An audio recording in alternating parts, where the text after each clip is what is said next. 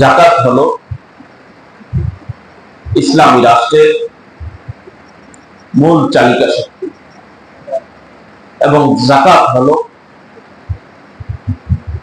উঁচু নিচু ভেদাভেদ করার মাধ্যম। আল্লাহ পাক রব্বুল আলামিন এই সিস্টেমটা কেন রেখেছে? যাতে কেউ আঙুল ফুলে কলা গাছ না হয়। সূরা হাশরের মধ্যে আল্লাহ পাক রব্বুল আলামিন খুব চমৎকার ভাবে বলেছেন, আল্লাহ বলেছেন কাইলা ইয়াকুনা দুলাতান বাইনাল আমনিয়াই মিনকুম। এই যাকাতের সিস্টেমটা রাখার কারণ হলো যাতে পৃথিবীর সম্পদগুলো মুষ্টিময় কয়েকজন লোকের পঞ্চভূত না হয়, কয়েকজন লোকের হাতে চলে না। কিন্তু পুঁজিবাদী অর্থ ব্যবস্থা, এটা হলো ইসলামী অর্থ ব্যবস্থা। ইসলামী অর্থ ব্যবস্থার সিস্টেম হলো একজন আঙুল ফুলে কলা গাছ হওয়ার সুযোগ নেই। বড়লোক হতে পারবেন, নিষেধ নাই, কিন্তু আঙুল ফুলে রাতারাতি বড়লোক হওয়ার কোন সুযোগ নাই। কিন্তু গণতান্ত্রিক যে সিস্টেম, পুঁজিবাদী যে অর্থ ব্যবস্থা, এই অর্থ ব্যবস্থার সিস্টেমই হলো বড়লোক বড়লোকই হবে, গরিব আজীবন গরিবই থাকবে। এবং গরিব শুধু গরিবই হবে না, বরং গরিব তার গরিবানা হালত থেকে, তার দারিদ্রতার সীমা থেকে নামতে নামতে সে ভিক্ষাবৃত্তি পর্যন্ত পৌঁছে যাবে। এটাই হলো পুঁজিবাদী অর্থ ব্যবস্থার সিস্টেম। টাকা ইনকাম করবেন আপনি, গরিব কষ্ট করে টাকা নিয়ে যাবে বড় লোকরা। আপনার টাকা দিয়ে কোটিপতি সে লাখপতি, সে কোটিপতি হবে, কোটিপতি সে বিলিয়ন বিলিয়ন ডলারের মালিক হবে, কিন্তু আপনি গরিব আজীবন গরিবই থেকে যাবে। এটাই হলো পুঁজিবাদী অর্থ ব্যবস্থার সিস্টেম। তো আল্লাহ বলেন এই সিস্টেমটা কেন রাখলাম?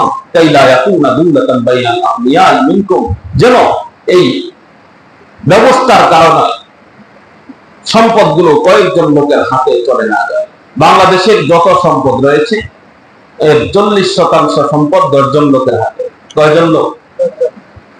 যত সম্পদ রয়েছে বাংলাদেশে, আমরা সবাই মিলে যত টাকার মালিক, এই 10 জন লোক অত টাকার মালিক। এরা কিভাবে হলো? বোঝেন নাই? এরা এত টাকার মালিক কিভাবে হলো? এরা এত টাকার মালিক আঙুল ফুলে কলা গাছ হয়েছে পুঁজিবাদী অর্থ ব্যবস্থার কারণে। দাম যা ইচ্ছে তা বসিয়ে দিচ্ছে। বুঝলেন? চাউমিনটাই সবাই মিলে সিদ্ধান্ত নিল আজকে দাম হবে 200 টাকা। অথচ এই তেলটা বাহির থেকে যদি ইম্পোর্ট করা হয়, ইম্পোর্ট করলে এই তেলটার খরচ সর্বোচ্চ 120 টাকা, 100 টাকা। 120 টাকা থেকে 100 টাকা যদি সর্বোচ্চ খরচ হয়, এটা জনগণ পর্যন্ত পৌঁছাতে সর্বোচ্চ 5 টাকা খরচ হতে পারে। কারণ হলো তারা 1 লিটার 2 লিটার তেল নিয়ে আসে না, কয়েক হাজার টন তেল নিয়ে এক একটা জাহাজ আসে। যখন এক একটা জাহাজ আসে, ক্যারিং খরচ সর্বোপরি হিসাব করলে আমার পর্যন্ত পৌঁছাতে সর্বোচ্চ 2 টাকা পড়তে পারে লিটার। কারণ ভোলায় শুধুমাত্র তেল 1 লিটার 2 লিটার ঢুকবে না, 2-3 টন, 20 টন, 30 টন, 50 টন তেল ভোলায় ঢুকবে। যখন টনকে টন তেল ঢুকবে, গাড়ি ভাড়া যদি 30,000 হয়, লিটার প্রতি পেয়ে যাবে মাত্র 50 পয়সা বা 100 পয়সা, 1 টাকা। তো সর্বোচ্চ আমার পর্যন্ত পৌঁছাইতে লিটার প্রতি 5 টাকা যদি হয়, 120 টাকা যদি আনে, তাহলে খরচ আমার পর্যন্ত এই তেলটা পৌঁছতে খরচ করবে কত? 125 টাকা তার লাভ সহ। কিন্তু এই তেল বিক্রি হয় 200 টাকা। বুঝেন নাই? তো চিন্তা করেন, যদি 200 টাকা হয়, এদিকে 75 টাকা তার লাভ, তো সে কত টাকা লাভ করলো? 75। তো লিটার প্রতি যদি 75 হয়, সে তো তেল আনছে কমপক্ষে 100 টন, 200 টন, 1000 টন, 2000 টন। 2000 টনে লিটার প্রতি 75 টাকা করে লাভ হইলে আপনি যোগ দিয়া কত টাকা হবে হিসাব করতে পারবেন না। মুহূর্তে সে লাভ করে বললে আঙুল মিলা কলা গাছ হয়ে গেল। এখন রয়ে গেল কোনটা?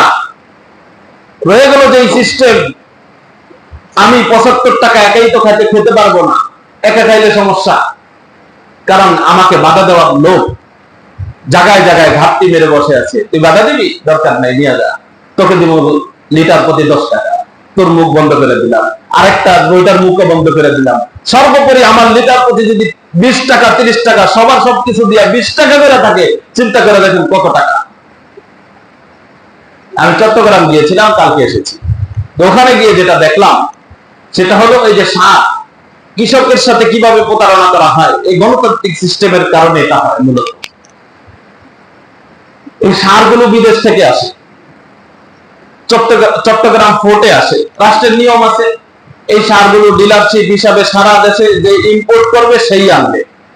এখন যে ইম্পোর্টার, রাষ্ট্রের নিয়ম হলো তার কাছে 100 কোটি টাকা থাকতে হবে, সে হলো বড় ভগিনী।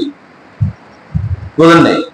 রাষ্ট্রের নিয়ম হলো তার 100 কোটি টাকা থাকতে হবে, কিন্তু তার 100 কোটি টাকা নাই। সে যে কোনো ভাবে সরকারকে দেখাতে সক্ষম হয়েছে যে আমার 100 কোটি টাকা আছে, কাগজ কলমে ঠিক আছে সে 100 কোটি টাকার মালিক, কিন্তু বাস্তবে তার এই পরিমাণ টাকা নাই। এখন সে কি করবে? ওই ডিলার পর্যন্ত পৌঁছবে, তারপর টাকা আসবে, তার চালান দীর্ঘদিন বসে থাকবে না। এজন্য সে কি করে? সিন্ডিকেট কিভাবে তৈরি হয় এটা বুঝাচ্ছি আপনাদের।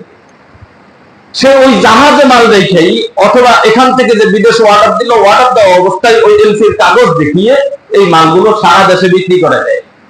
কারণ সে ওখানে টাকাটা পে করতে হবে, পেড করতে হবে। ওখানে টাকাটা পেড করার জন্য তো সরকারের নিয়ম হলো তার কাছে এই পরিমাণ টাকা থাকা দরকার, কিন্তু এই পরিমাণ টাকা তার কাছে নাই। সে একটু লাভ কম করে আরেকজনের কাছে বিক্রি করতেছে। এখন স্বাভাবিকভাবে আমি মনে করেন মধ্যস্থতা, একটা মধ্যস্থতা বাড়লো, আমি তার থেকে জাহাজে থাকা অবস্থায় ক্রয় করলাম, আরেকজন ক্রয় করলো, আরেকজন ক্রয় করলো, মধ্যস্থতা বাড়লো কিনা? প্রতি বস্তায় যদি 5 টাকা করে বাড়ে, চিন্তা করে দেখেন, 1-2 বস্তা তারা ইম্পোর্ট করে, হাজার হাজার বস্তা তারা ইম্পোর্ট করে। 5 টাকা করে বাড়লে এই বাড়তে বাড়তে যখন গ্রাম পর্যন্ত পৌঁছবে এই সারগুলো পৌঁছতে পৌঁছতে কেজি প্রতি আরো 10 টাকা বাড়বে। এভাবেই জনগণকে চুষে তারা খেয়ে ফেলে। কিন্তু ইসলামী ব্যবস্থা থাকলে এই ধরনের প্রতারণা করার কোন সুযোগ নেই। তোমার সক্ষমতা থাকলে তুমি ব্যবসা করবা, সক্ষমতা নাই, তোমার ব্যবসা করার অধিকার নাই। কারণ তুমি যাকে দিয়া বুথ ছাড়াইবা হেরে তো বুথে ধরবে না। এখন যারে দিয়া বুথ ছাড়াবেন হেরাই তো কি করছে? বুথে ধরছে। সমস্যা, যে রাষ্ট্রের কর্মকর্তা থাকবে তার চিন্তা এবং চেতনা থাকবে আমি জনগণের টাকায় কর্মচারী, আমি জনগণের যেহেতু কর্মচারী, আমি জনগণের সেবা করবো, আমি এখানে আলাদা কেন ইনকাম করব? তো চিন্তা করে দেখেন, এভাবে জনগণকে চুষে চুষে খাচ্ছে। বড় লোকরা ঠিকই বড় লোক হচ্ছে, কিন্তু গরিব যারা আমরা গরিবই থেকে যাই। আমার পুরা জীবনের দাম জড়িয়ে এত টাকা ইনকাম করি, টাকা তো থাকে না, থাকবে কিভাবে? আমি যে পরিমাণ টাকা ইনকাম করি এই পরিমাণ টাকা আমার খরচপাতি গিয়েও অনেক টাকা জমা থেকে 5 বছর 10 বছর 20 বছর পর আমি স্বাবলম্বী হওয়ার কথা, কিন্তু ওই পরিমাণ স্বাবলম্বী আমি হই না। কেন হই না? এই গণতান্ত্রিক সিস্টেমের কারণে এরা আমাদেরকে চুষে চুষে খেয়ে ফেলে। জনগণ থেকে ঠিকই নিয়ে নেয়, কিন্তু যাকে দিয়া বুথ ছাড়াইবেন হেরেই তো বুথে ধরছে। কারণ হেরো তো টাকা দরকার। ওই লোকটা লক্ষ কোটি কোটি টাকা কলমের খোঁচায় নিয়ে যায়, তার সাথে ডিল করে নিয়ে যায়। আপনি আমি দরিদ্রই থেকে যায়। এই জন্য দেখবেন, আপনি চোখ বুলে দেখেন, সমাজের দ্বারা দারিদ্র সীমায় বাস করে আমাদের এই সমাজের কয়টা লোক বিগত 10 বছরের মধ্যে স্বাবলম্বী হয়েছে? ব্যবসা করে, অবৈধ ব্যবসা ছাড়া সঠিকভাবে চলে কয়টা লোক স্বাবলম্বী হয়েছে? একটাও দেখাতে পারবেন? কিন্তু উচিত ছিল সে যার যার জায়গা থেকে সে চেষ্টা করে, সে স্বাবলম্বী হওয়ার কথা ছিল। কিন্তু ওই লোকগুলি স্বাবলম্বী কেন হয় না?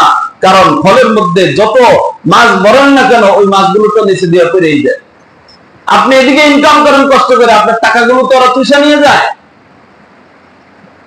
আপনাকে দেখানো হয় আমরা কিছুই নেই না, আমরা সামান্য পরিমাণ ব্যাট নেই, কাগজে কলমে 100% পিও, কিন্তু কাজে কর্মে মুখে হলো ফেরেশতা, কাজে কর্ম হলো শয়তান। এজন্য এই গণতান্ত্রিক সিস্টেম পুরোটাই হলো তাগুতি ব্যবস্থা। এখন আমরা তো একদিন এই সিস্টেম ভাঙতে পারবো না, কিন্তু এই সিস্টেম থেকে বেরিয়ে আসার একটা চিন্তা চেতনা আমার মাথায় যদি না থাকে তাহলে আমি ঈমানদার হতে পারবো না। শরিয়া শাসনে শাসিত হওয়ার মনোভাব যদি আমার মধ্যে না থাকে তাহলে আমি একজন পাক্কা ঈমানদার হতে পারবো না। আমাদেরকে আপনাদেরকে ইনিয়ে বিনিয়ে বুঝিয়ে দেওয়া হয়েছে ইসলাম শুধুমাত্র নামাজ প্রতিষ্ঠা করার নাম, ইসলাম শুধুমাত্র যাকাত দেওয়ার নাম, ইসলাম শুধুমাত্র হজ করে হাজি সাহেব হওয়ার নাম, ইসলাম শুধুমাত্র রমজান মাস আসলে রোজা রাখার নাম।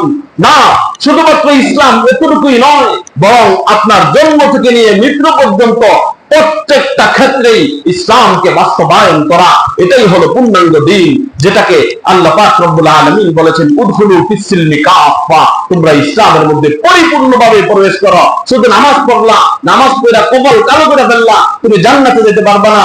রোজা রাখলা, জান্নাতে যেতে পারবে না। যাকাত দিলা, জান্নাতে যেতে পারবে না। হজ করে হাজী সাহেব হয়ে গেলা, জান্নাতে যাওয়া এত সোজা কথা না। সর্বক্ষেত্রে ইসলামকে মানতে হবে। শরিয়া শাসনের আয়ত্তের মধ্যে যখন চলে আসতে পারবো, তখনই সমাজে সুখ, শান্তি, সমৃদ্ধি বয়ে আসবে। অন্যথায় এই সমাজে শান্তি আসা সম্ভব নয়। তো এই জন্য আঙুল ফুলে রাতারাতি কলা গাছ হয়ে যায়। দেখেন গরিবের উপর কিভাবে শোষণ হয়। তারাও একটা যাকাত দেয়, কিন্তু তারা যাকাত দিতে গিয়া, তাদের যাকাত গুলো আনতে গিয়া অনেক লোক পদদলিত হয়ে মারা যায়। এরকম ঘটনা পত্রিকায় আসে না? কিন্তু এই লোকগুলো যদি হিসাব করে যাকাত দিত, তাহলে বাংলাদেশে কোনো গরিব থাকতো না। রাষ্ট্র যদি তাদের থেকে হিসাব করে যাকাত নিয়ে গরিবের কাছে ধারে ধারে পৌঁছে দিত, তাহলে রাষ্ট্রে কোনো গরিব থাকতো না। আজকে মাদ্রাসাওয়ালারা দাঁড়ে দাঁড়ে গিয়ে মানুষের কাছে যাকাতের টাকা কালেকশন করতে হয়।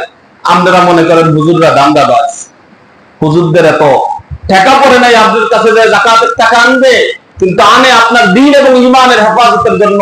চিন্তা করে দেখেন, আলেমরা যদি না থাকতো, তাহলে আপনি যে মুসলমান এই কথা ভুলে যেতেন না? বুঝেন নাই? একটা বছর যখন দেখেন, একটা মাস যখন মসজিদের সাথে আপনার কোনো সম্পর্ক থাকে না, তখন আপনি যে মুসলমান এটাও মনে থাকে না। দেখেন যেই লোকগুলোর মসজিদের সাথে সম্পর্ক নাই, এমন লোক আছেন। যদি আলেমরা না থাকতো, মসজিদ মাদ্রাসা না থাকতো, তাহলে আপনি মুসলমান পরিচয় দেওয়াটাও আপনার পক্ষে কঠিন হয়ে যেত। আলেমরা আজকে আপনার ধারে ধারে গিয়ে গড়ে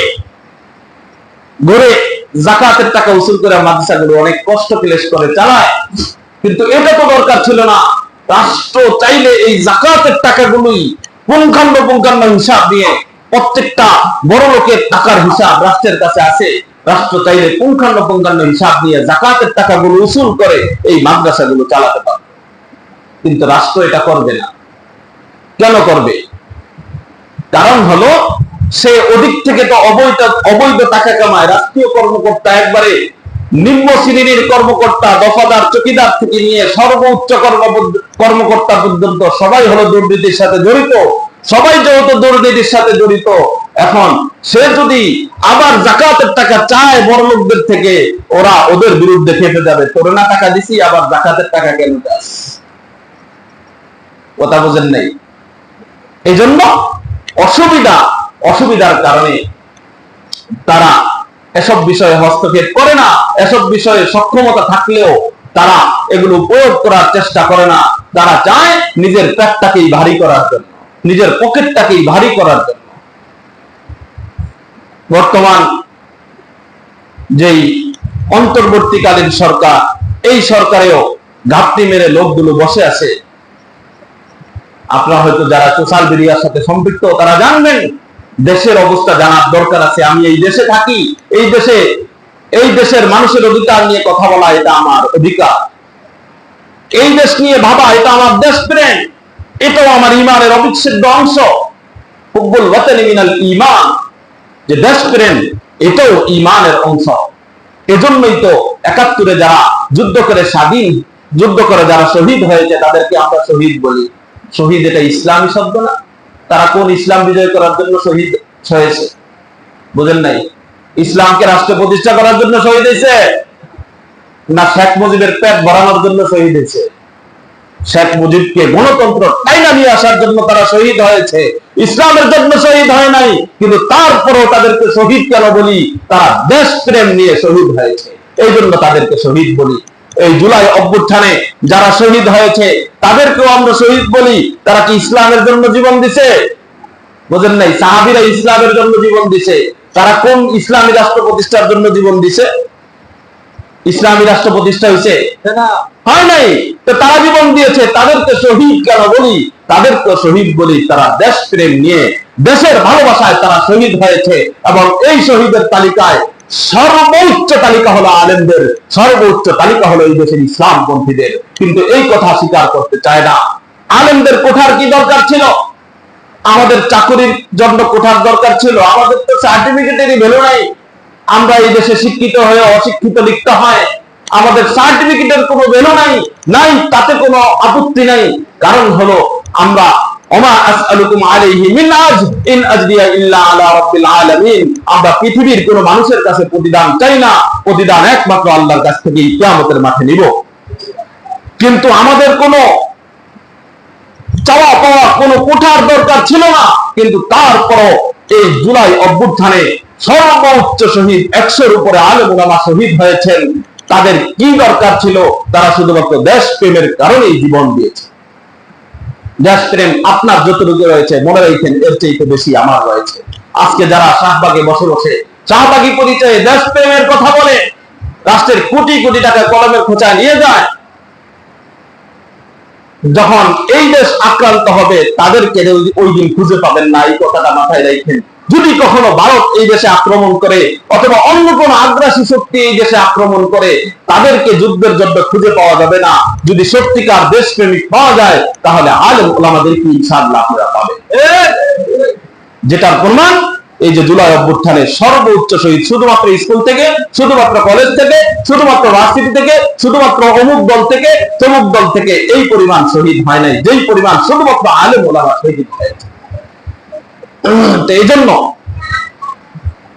এই বর্তমান যে অবস্থার কথা বলছিলাম, আসিফ নজরুল সহ অন্যান্য যারা রয়েছে, সেনাপ্রধান ওয়াকারুজ্জামান সহ আরো কয়েকটা লিস্ট আছে, এরা আওয়ামী লীগকে পুনর্বাসন করতে চায়। এর মধ্যে বাংলাদেশের সবচেয়ে রাজনৈতিক দল, বড় দল বিএনপি, ওনারাও অংশে পড়ে লাগছে আওয়ামী লীগকে পুনর্বাসন করার জন্য। কারণ তারা তো ক্ষমতার নেশায় বিভোর। 15 বছরের ক্ষুধার্ত না। 15 বছর যদি না খেয়া থাকে একটা লোক, তার কি পরিমাণ ক্ষুধা চিন্তা করেন। 15 বছর তো কম বলছি, আরো বেশি না। এই ক্ষুধার্তের কারণে ক্ষমতার নেশায় তারা বিভোর হয়ে আওয়ামী লীগকে পুনর্বাসন করতেও তারা দ্বিধা করবে না, এবং দ্বিধা করে না, তাদের বক্তব্যে সুস্পষ্ট এটা। কিন্তু হাসানাত আব্দুল্লাহ, জুলাই অভ্যুত্থানের অন্যতম নেতৃত্ব দানকারী সমন্বয়ক, সে কালকে সব ফাঁস করে দিয়েছে যে আমাদেরকে কিনতে পারবে না। যদি আমাকে কিছু করতে হয়, দেশ নিয়ে কোনো ষড়যন্ত্র করতে হয়, তাহলে আগে আমাকে মারবা, আমি আগে মরবো, তারপরে দেশ নিয়ে তোমরা ষড়যন্ত্র করবা, আওয়ামী লীগকে পুনর্বাসন করবা। এই জন্য আমরাও সোচ্চার থাকতে হবে। আমার দেশ, আমার দেশপ্রেম, এটা আমার অন্তরে থাকতে হবে। হতে পারি আমি হয়তো বিএনপির সাপোর্টার, হতে পারি আমি অন্য কোন দলের সাপোর্টার, কিন্তু দল মত সবকিছু পরে আগে হলো আমার দেশ, আগে হলো আমার ঈমান, আগে হলো আমার ইসলাম। যদি আপনি দেশকে প্রাধান্য দিতে না পারেন, দলকে প্রাধান্য দেন, যদি ইসলামকে প্রাধান্য দিতে না পারেন, দলকে প্রাধান্য দেন, তাহলে আপনি ঈমানদার হতে পারবেন না। এই কথাটা সর্বদা মাথায় রাখবেন। দল পরে, দল আসবে আর যাবে। আজকে বিপদে পড়েন, আক্রান্ত হন, আপনার দল আপনাকে জিজ্ঞাসা করবে কতটুকু করবে? 5,000 টাকা, 10,000 টাকা সহায়তা দিবে, 50,000 টাকার একটা চেক ধরিয়ে দিবে। কিন্তু আপনার জীবনে অন্যান্য যত চিকিৎসা খরচ আছে, এগুলো কি দল দিবে? অতীত দেয় নেই, সামনেও দিবে না। মাঝখান দিয়ে আপনার জীবনটাকে আপনি বিপন্ন করবেন। একবার ভেবে দেখবেন যে আমি দল নিয়ে তো লাফালাফি, এত দৌড়াদৌড়ি করি, কিসের এত অহংকার, কিসের এত বাহাদুরি? কিয়ামতের মাঠে তো বলবেন হালাকা আন্নি সুলতানিয়া, হায় রে আমার ক্ষমতা তো সব শেষ। কই ক্ষমতা? সব ক্ষমতা তো বিসর্জন হয়ে গেল। মা আগনা আন্নি মালিয়া, আমার ধন সম্পদ তো আমার কোনো কাজে আসলো না, আমার ক্ষমতা কোনো কাজে আসলো না, ওই দিন কোনো কাজে আসবে না। তো এজন্য আমার দেশ প্রেম মাথায় রাখতে হবে, এবং আমি মুসলমান হিসাবে হিসাব করে যাকাত দিতে হবে। হিসাব করে যদি যাকাত দিতে পারি তাহলে আমি একজন পূর্ণ মুমিন, আর যদি যাকাত না দিতে পারি তাহলে আমি একজন পূর্ণ মুমিন নই। ইসলামকে সর্বদা সর্বক্ষেত্রে বাস্তবায়ন করার চেষ্টা করতে হবে। এই যাকাত তিন ধরনের। এক নম্বর হলো যাকাতুন নফস। যাকাতুন নফসের মাধ্যমে নিজের আত্মাকে পরিশুদ্ধ করতে হবে। প্রত্যেকটা জিনিসেরই যাকাত আছে। যাকাতুন নফস কি? নিজের আত্মাকে ইবাদতের মাধ্যমে পরিশুদ্ধ করা, জিকিরের মাধ্যমে পরিশুদ্ধ করা এবং কোরআন তেলাওয়াতের মাধ্যমে নিজের আত্মাকে পরিশুদ্ধ করা, নিজের আত্মার মধ্যে, মনের মধ্যে ইসলামকে বদ্ধমূল করা, ইসলামকে নিজের অন্তরের মধ্যে ঢুকিয়ে ফেলা, এটাই হলো আত্মার যাকাত। এটা সম্পর্কে আল্লাহ পাক রব্বুল আলামিন কোরআনে কারীমের মধ্যে বলেন, ক্বাদ আফলাহা মান তাযাক্কা ওয়া যাকারা ইসমা রাব্বিহি ফাসাল্লা। ওই ব্যক্তি সফল যে নিজের আত্মশুদ্ধি করতে পারলো, নিজের আত্মার মধ্যে, নিজের রগরেশার মধ্যে ইসলামকে ঢুকাতে পারলো, ওই ব্যক্তি সফল। কিভাবে ঢুকাবে? ওয়া যাকারা ইসমা রাব্বিহি ফাসাল্লা। আল্লাহ পাক রব্বুল আলামিনের জিকির করবে, তথা এমন ভাবে চলবে, রাসূলের আদর্শ অনুযায়ী সদা সর্বদা চলার চেষ্টা করবে। ফাসাল্লা, এবং একজন মুমিন হিসাবে 5 ওয়াক্ত নামাজ সর্বদা পড়ার চেষ্টা করবে। তাহলেই হবে আত্মার যাকাত। দ্বিতীয় হলো যাকাতুল বদন, শরীরের যাকাত। একটা শরীর আল্লাহ পাক রব্বুল আলামিন দিয়েছেন। এটা চোখ টাকা দিয়ে কিনতে পারবেন, এটা কান টাকা দিয়ে কিনতে পারবেন। যখন আক্রান্ত হয় তখন বোঝা যায় যে এক একটা কানের দাম কত, এমনকি এক একটা নিঃশ্বাসের দাম কত। পৃথিবীর সবকিছু দিলেও তো একটা নিঃশ্বাস কিনা যাবে? যাবে না। এগুলো আল্লাহ না চাইতেই আপনাকে দিয়েছেন। এটা আপনি বুঝা দরকার, অনুধাবন করা দরকার। আল্লাহর পায়ে সর্বদা সিজদায় লুটে থাকা দরকার। কিন্তু আপনি কি পরিমাণ আল্লাহর নাফরমানি করেন একবার চিন্তা করে দেখছেন? আল্লাহই বলছেন, ইন্নাল ইনসানা লিরাব্বিহি লাকানুত। মানব বড় নিমক খারাপ, আমি এত কিছু দেওয়ার পরেও সে আমার সাথে বিদ্রোহ করে বসে, আমার চাহিদার বাহিরে কাজ করে, গুনাহ করে। তো এজন্য নিজের শরীরের যাকাত হলো সদকায়ে ফিতির আদায় করা। সদকায়ে ফিতির কার উপর ওয়াজিব? সহজ কথায় আমরা সবাই জানি এই মাসালা যে 52 তোলা রূপা, 7.5 ভরি স্বর্ণের সমপরিমাণ টাকা যদি কারো কাছে থাকে, বছরান্তে যাকাত দিতে হয়। 1 বছর অতিবাহিত হওয়ার পরে যাকাত দিতে হয়। টাকার মালিক হলে যাকাত দিতে হয় না। আর ওই 3 দিন তথা রোজার ঈদের থেকে, যেদিন থেকে সুবহে সাদেক হবে, ঈদের দিন, রমজান শেষ হবে, ঈদের দিন সুবহে সাদেকের পরে যে ব্যক্তি এই পরিমাণ টাকার মালিক হবে, তথা 52 তোলা রূপা আর 7.5 ভরি স্বর্ণ, 7.5 তোলাও বলতে পারেন, তোলা আর ভরি এক, 7.5 ভরি স্বর্ণের মালিক যদি হয় অথবা এর সমপরিমাণ টাকার মালিক হলে ওই ব্যক্তির উপর সদকায়ে ফিতর ওয়াজিব হয়ে যায়। এজন্য এই বছর হিসাব করে মোটামুটি 110 টাকা নির্ধারণ করেছে। কিন্তু 110 টাকা কথা শুনে তো খুশি হয়ে যায় আমরা, যে 110 টাকা এটা হলো সর্বনিম্ন মানের সদকায়ে ফিতর। তো আপনি বাজারে গেলে তো উন্নত মানের যেই জিনিস, উন্নত মানের পণ্যটাই কেনার চেষ্টা করেন, কিন্তু সদকায়ে ফিতর দিনের বেলায় আসলে কেন নিম্ন মানেরটা আদায় করেন? সর্বোচ্চ হলো 2885 টাকা। মধ্যবর্তী আরো রয়েছে, খেজুর দিয়ে দেওয়া যায়, কিশমিশ দিয়ে দেওয়া যায়, পনির দিয়ে দেওয়া যায়। তা আপনার যেটা ভালো লাগে ওটা দ্বারা দিবেন। তবে 110 টাকা এটা হলো সর্বনিম্ন মানের, এটা মাথায় রাখতে হবে। আপনি একটু বেশি দেন, অসুবিধা কোথায়? সব তো পাবেন। এই সদকায়ে ফিতরটা কেন দিয়েছেন? দেখেন, ইসলাম সাম্যের ধর্ম, উঁচু নিচু কোনো ভেদাভেদ নাই। তুমি বড় লোক, তুমি বাড়িতে উৎসব পালন করবে, তোমার বাড়িতে রকমারি নাস্তার ব্যবস্থা হবে। আর ওই গরিব বেচারা, যার বাড়িতে খাওয়ার মতো কোনো জিনিস নাই, ওই বেচারা আনন্দ উপভোগ করবে না, রকমারি খাবারের ব্যবস্থা তার পরিবারের জন্য করতে পারবে না। এটা হতে পারে না। তুমিও সদকায়ে ফিতরের মাধ্যমে তার মাঝেও আনন্দ বিলিয়ে দাও, নিজেকে বিলিয়ে দাও, গরিব দুঃখীর মাঝে নিজে বিলিয়ে দাও, গরিবের দুঃখ দুর্দশা বোঝার চেষ্টা। কিন্তু আমাদের নেতারা গরিবের দুঃখ দুর্দশা বোঝে, গরিবের মাথা মারা থাকে, গরিবের মাথা মারা তারপরে খায়। এই ঈদের মৌসুমে দেখবেন অনেক চাল আসবে, চাল আসছে, ইউনিয়ন পরিষদে চাল আসছে, অনেক জায়গায় দেওয়া শুরু হয়েছে, অনেক জায়গায় দেওয়া হয় নাই। এখন গরিবকে দিবে কোথায়? গরিবকে বনার টাইম আছে? নেতারা নিজেরাই তো বেশি ক্ষুধার্ত, বুঝেন নাই? হেরাই তো বেশি ক্ষুধার্ত, হেরাই তো সবচেয়ে বড় অভাবী। গরিবকে দিবে কোত্থেকে? গরিব বেচারা অনাহারে অকাতরে দিন পার করে। এখন গরিবদেরও স্বভাব আছে একটা, বর্তমান সমাজে সবচেয়ে বড় সমস্যা সেটা হলো গরিবরা কি করে, কিছু টাকা পাইলে, যদি কিছু টাকা কোনোভাবে জমা হয়, এটারে আবার সুদের বেলায় আসেনি আপনাদের দেশে? আমগো এলাকায় আছে। কালকে শুই না খুব কষ্ট লাগছে একটা লোকের ব্যাপারে। আমাদের মাধ্যমেই যে কোনো জায়গা থেকে উনি 40,000 টাকা পাইছে। কত? 40,000। গরিব মানুষ, দিন এনে দিন খায়, আমরাই ব্যবস্থা করে দিছি। কিন্তু এই লোকটা ওই টাকাগুলো নিয়ে সুদের বেলা গেছে। এমন বিপদ আসছে ওই টাকাও খুলাবে। তো গরিব বেচারার বিপদ আসবে না কেন? আপনার বিপদ তো আপনি হাতে তাই না আনেন। সুদের উপরে টাকা লাগানোর কি দরকার? কিস্তি নেওয়ার কি দরকার? আপনি যেভাবে আছেন ওইভাবে চলেন, ওইভাবে খান, আল্লাহর কাছে দোয়া করেন, দেখবেন আল্লাহ ব্যবস্থা করে দিবে। আল্লাহ আপনাকে বাজাবে না, আল্লাহ মুখী হন, আল্লাহ বাজাবে না। তারপর দ্বিতীয় আলোচ্য বিষয় হলো 3 নম্বর জাকাতের পদ্ধতি হলো যাকাতুল মাল, ধন সম্পদের যাকাত দেওয়া।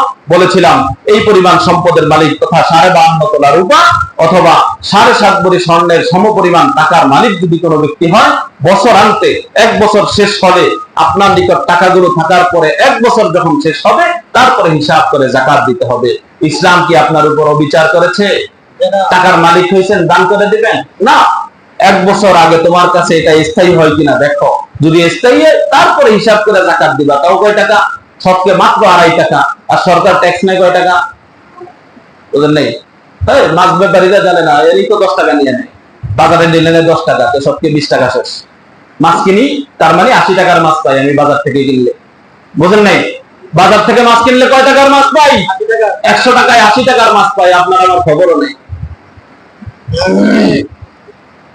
বোঝেন নাই? মনে হয় বিষয়টা অনেকেই বোঝে নাই এখনো। তো এখানে যদি 20 টাকা না, আল্লাহকে আপনি 2.5 টাকা দিতে আপনার অসুবিধা? তাও আপনি মাছ কিনলেই দিতে হবে না? সারা বছর মাছ কিনা টাকা পয়সা খায়া লইয়া জমা থাকলে তারপরে 1 বছর গেলে দিবেন? কোনটা?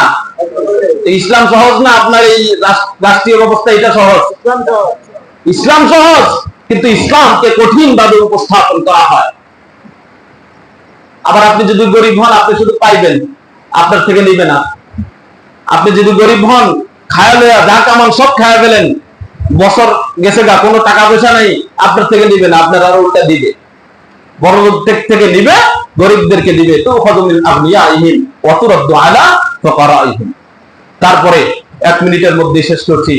লাইলাতুল কদর। লাইলাতুল কদর এটা খুবই গুরুত্বপূর্ণ। এই রমজান মাসের সবচেয়ে গুরুত্বপূর্ণ রাত হলো লাইলাতুল কদর।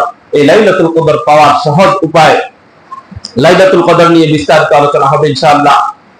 হাদিসের মধ্যে আছে তাহাররাউ লাইলাতুল কদরি ফিল আশরিল আওয়াখির মিন রমাদান। রমজানের শেষ দশকে তোমরা লাইলাতুল কদর তালাশ করো। আজকে রাত্র থেকেই শুরু হয়ে যাবে। অনেক জায়গায় অনেক হাদিসে বেজুর রাতের কথা রয়েছে। এই রাতগুলোতে বেশি বেশি করে ইবাদত করার চেষ্টা করা। এখন হুজুর আমি তো দুর্বল মানুষ, ইবাদত কিভাবে করব? এই ইবাদত করার তো সুযোগ নাই। তাহলে আপনার জন্য অপশন হলো 10 দিনের জন্য ইতিকাফে বসে যান। ইতিকাফে বসলে বলা যায় যে আপনি লাইলাতুল কদর ইনশাআল্লাহ পাবেনই পাবেন। হুজুর আমি তো ব্যস্ত মানুষ, আমার তো এটারও সুযোগ নাই। 10 দিন ইতিকাফে আমি কিভাবে বসবো? আমার জন্য তো কষ্টকর। তাহলে আপনার জন্য অপশন রয়েছে, আপনি কমপক্ষে বেজর রজনীগুলোতে এসে মসজিদে কাটান, মসজিদে রাত্রে ইবাদত করেন। ইবাদত করে যদি ঘুম এসে যায়, ইতিকাফের নিয়তে ঘুমায় যান। এভাবে আপনার যদি রাতগুলো রমজানের শেষ দশক কেটে যায়, তাহলে বলা যায় আপনি লাইলাতুল কদর পাবেন। হুজুর এটাও তো আমার পক্ষে সম্ভব না। যদি এটাও সম্ভব না হয়, কমপক্ষে এশারের নামাজ আর ফজরের নামাজ এই 10টা দিন গুরুত্ব দিয়ে জামাতের সাথে পড়েন। এশারের নামাজ জামাতের সাথে পড়লে সারা রাত্রে অর্ধরাত্রে ইবাদত করার সওয়াব পাওয়া যায়। ফজরের নামাজ জামাতের সাথে পড়লে অর্ধরাত্রে ইবাদত করার সওয়াব পাওয়া যায়। এই দুটো নামাজ একসাথে পড়লে সারা রাত্রে ইবাদত করার সওয়াব পাওয়া যায়। তাহলে বলা যায় যে আপনি যদিও বা এশারের নামাজ আর ফজরের নামাজ পড়া বাসায় জামাতের সাথে পড়া মাঝখানে ঘুমিয়ে থাকলেন বাসায়, তারপরও বলা যায় যে আপনি লাইলাতুল কদর ইনশাআল্লাহ পেয়েই যাবেন। এর চাইতে সহজ কোন পদ্ধতি আছে? ইতিকাফে বসবেন কে এই মসজিদে?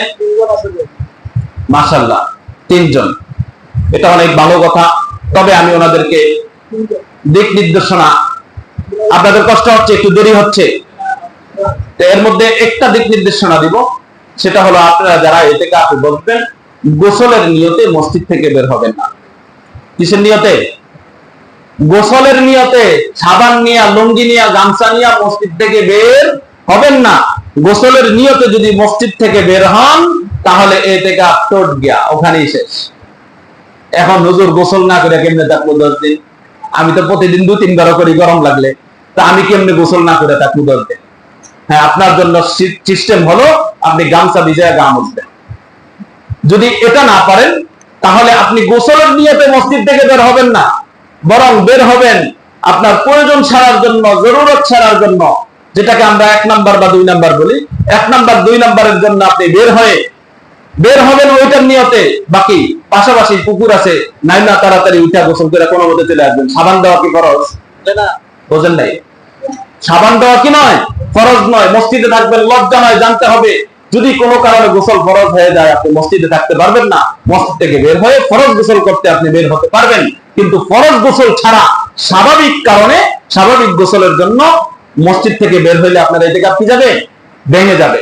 এই জন্য এই দিয়ে তো যদি বেশি খারাপ লাগে গামছা দিয়ে গা মুছবেন, অথবা 1 নাম্বার 2 নাম্বারের জন্য বের হয়ে ওযু করতে যেই পরিমাণ সময় লাগে ওই পরিমাণ সময়ে গোসল করে চলে আসবেন।